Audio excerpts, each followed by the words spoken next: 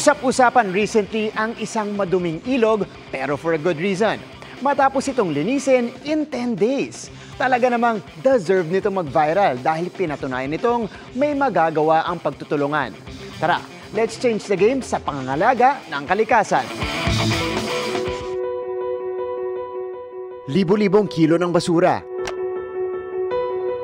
I don't want the planet to look like this, and I'm pretty sure you don't either.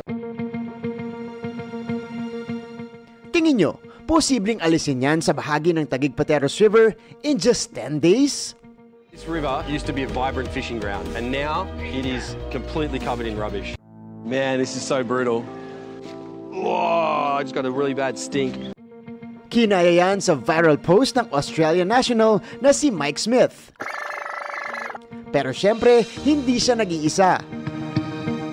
Kakulab ni Mike ang ilang Pinoy volunteer at ilang ahensya ng gobyerno. Our government is doing something on this problem. Collaborative effort po talaga siya kasi tinulungan nila kami. When I got here, it was completely covered in rubbish, and now it's basically clean. At sample pa lang yan sa mga nalinis ng Australian-based company ni Mike Smith sa bansa.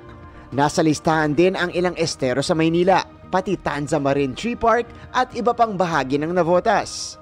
Ang goal namin is for the next 12 months is to clean up all areas or problematic areas na may maraming basura. Our series of videos will testify that we never discredit na the LGUs.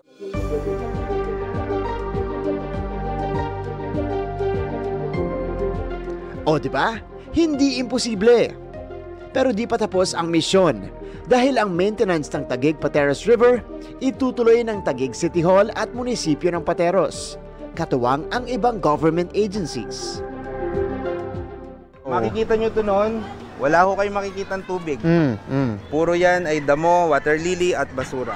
Umabot po ng mahigit 7,538 sacks ang aming nakuha po dito. Ano yung mga policies natin para ma-ensure natin na malinis all throughout itong river natin? Susunod pong magiging intervention dito, hukayin po yan, i-dredge po natin.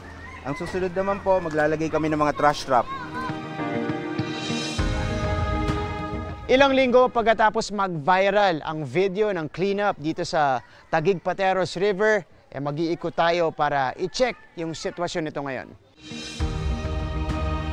Kasama natin yung mga estero ranger natin. Ito yung kalaykay nila, panghakot, lalagyan ng soft drinks. Ito. Ito. Single-use plastic mula sa... Ito, inumin ba to, sir? So karaniwan, ganito po yung nakikita natin. Nakikita natin ngayon, nagpapasahan na ng sako, sir. So, ito yung mga nakolekta na nila na basura, yan mamaya po yung kukolektahin. Ilalagay dun sa transfer station. Saludo po tayo sa mga natin, estero ranger.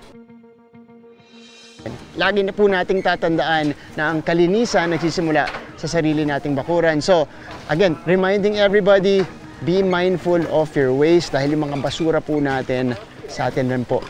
Babalik yan. Para sa GMA Integrated News, ako si Martin Javier, changing the game!